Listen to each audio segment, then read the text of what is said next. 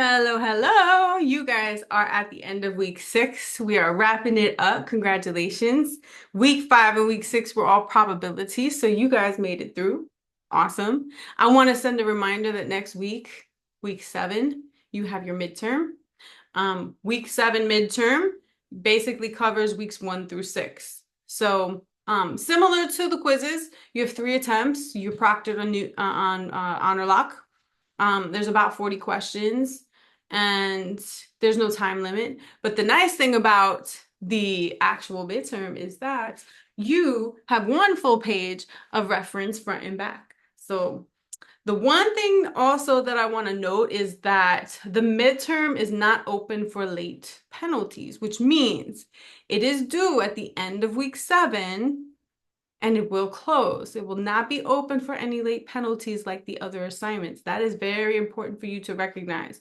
So like pace yourself throughout the week. You have 3 attempts on it. So if you want to, use the 3 attempts, you're going to have to use the first one maybe like toward the beginning of the week. All of us, all of the instructors, we each have a webinar this week or this coming week, week 7, which will be a midterm review.